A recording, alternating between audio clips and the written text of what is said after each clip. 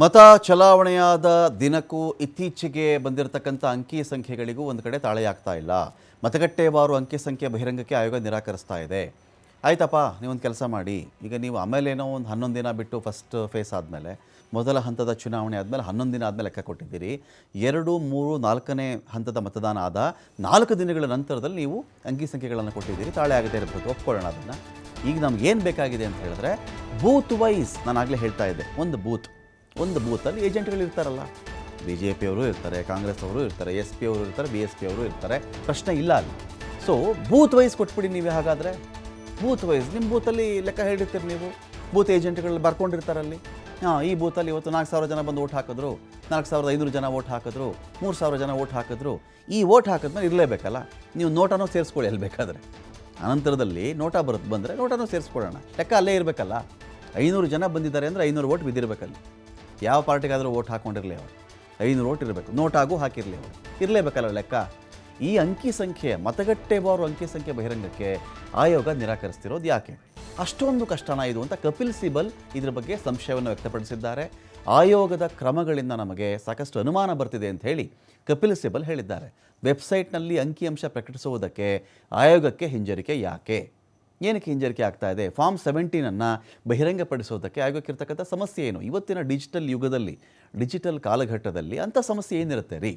ಒಂದು ಬೂತಲ್ಲಿ booth officer ಇರ್ತಾರಲ್ಲ, ಒಬ್ಬರು ಇರ್ತಾರಲ್ಲ, ಚುನಾವಣಾ ಅಧಿಕಾರಿ ಎಲ್ಲೂ ಇರ್ತಾರಲ್ಲ ಅಲ್ಲಿ, ಅವರೆಲ್ಲ ಬರ್ಕೊಂಡಿರ್ತಾರೆ 5,000 ಓಟ್ ಆಯಿತಾ, 7,000 ಓಟ್ ಆಯಿತಾ, 10,000 ಓಟ್ ಆಯಿತಾ ಅಂಥೇಳಿ. ಸೊ ಅವಾಗೇನು ಮಾಡಬೇಕು? ಆ ಲೆಕ್ಕ ನೀವು ಪ್ರಕಟಿಸಿದ್ರೆ ಮುಗಿದು ಹೋಯಿತು. ಈಗ ಆಮೇಲೆ ಕೊಟ್ಟಿರೋ ಡೇಟಾ, 11 ದಿನ ಕೊಟ್ಟಿದ್ಮೇಲೆ ಡೇಟಾನ ಎಲ್ಲವೂ ಲೆಕ್ಕ ತಾನೇ, 1+1 = 2 ಅಷ್ಟೇ, 5 ಆಗಲ್ವಲ್ಲ. ಎಲ್ಲ ಬೂತ್ಗಳದ್ದು ನೀವು ಪ್ರಕಟಿಸ್ಬಿಡಿ. ಯಾವಾಗ ನಾವು ಅದನ್ನೆಲ್ಲ ಒಂದು ಕಡೆ ಕ್ಯಾಲ್ಕುಲೇಟ್ ಮಾಡ್ಕೊಳ್ತೀವಿ. ಯಾರು ಇಲ್ಲಿ ಮತಗಳನ್ನು ಎಣಿಕೆ ಮಾಡಿ ಅಂತ ಕೇಳ್ತಿಲ್ಲ. ಯಾವ ಪಾರ್ಟಿಗೆ ಎಷ್ಟು ಓಟ್ ಬಂದುಬಿಟ್ಟಿದೆಯಪ್ಪ ನಮಗೆ ಹೇಳಿ ಮೊದಲೇ, ನೋ, ಯಾರೂ ಕೇಳ್ತಾ ಇಲ್ಲ ಇಲ್ಲಿ. ಎಷ್ಟು ಮತಗಳು ಚಲಾಯಿಸಲ್ಪಟ್ಟವು ಮತದಾನದ ದಿನ, ಅದರ ಬಗ್ಗೆ ಫಾರ್ಮ್ 17 ಅಂತದಲ್ಲಿ ಬರೋದು ಕೊಟ್ಟಿರಬೇಕಲ್ಲ ನೀವು. ಫಾರ್ಮ್ 17 ಇರ್ತದಲ್ರಿ, ಯಾವ್ಯಾವ ಬೂತಲ್ಲಿ ಎಷ್ಟು ಓಟ್ ಆಯ್ತಪ್ಪ ಅಂಥೇಳಿ. ಅದನ್ನು ನೀವು ಬಹಿರಂಗಪಡಿಸೋದಕ್ಕೆ ನಿಮಗಿರ್ತಕ್ಕಂಥ ಪ್ರಾಬ್ಲಮ್ ಏನು?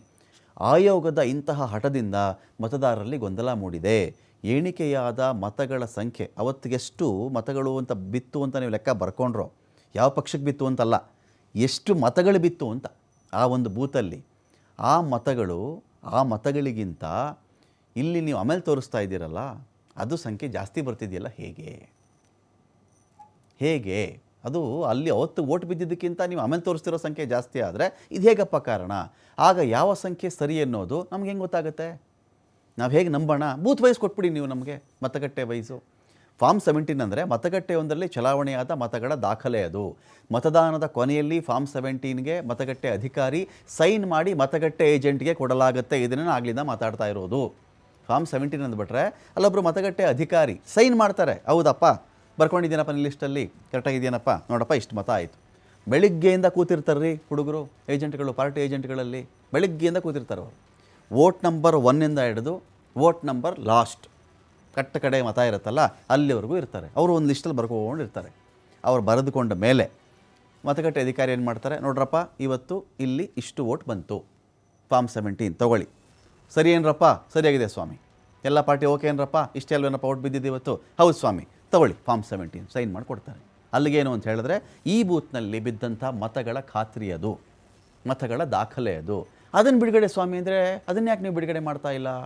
ಈ ಮಾಹಿತಿಯನ್ನು ನೇರವಾಗಿ ಭಾರತೀಯ ಚುನಾವಣಾ ಆಯೋಗಕ್ಕೂ ಕಳುಹಿಸಿ ಕೊಡಲಾಗುತ್ತೆ. ಇದು ಬರೀ ಬೂತ್ ಏಜೆಂಟ್ ಕೊಟ್ಬಿಟ್ಟು ಸುಮ್ಮನೆ ಆಗ್ಬಿಡಲ್ಲ ಅವರು.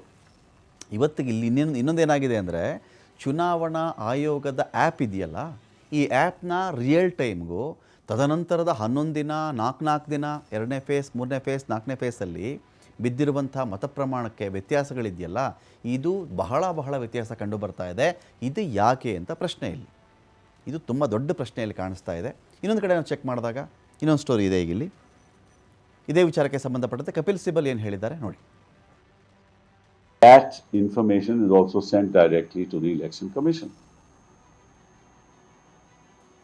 And that Election Commission, that data is available with the Election Commission. Now, why does the Election Commission not put that data on the website? What's the problem?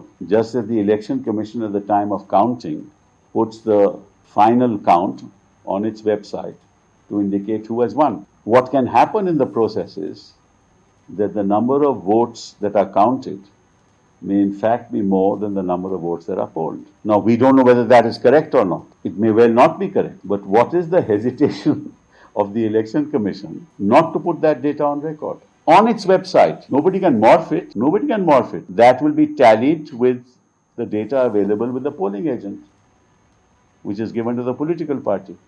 तो अगर आपके पास इलेक्शन कमीशन के पास 17C form जो presiding officer election commission को देगा, जिसमें हस्ताक्षर polling agent के भी होंगे, तो वो डेटा तो इलेक्शन कमीशन के पास है, तो वो डेटा अपनी वेबसाइट पे क्यों नहीं डालते? That information is also sent directly to the election commission,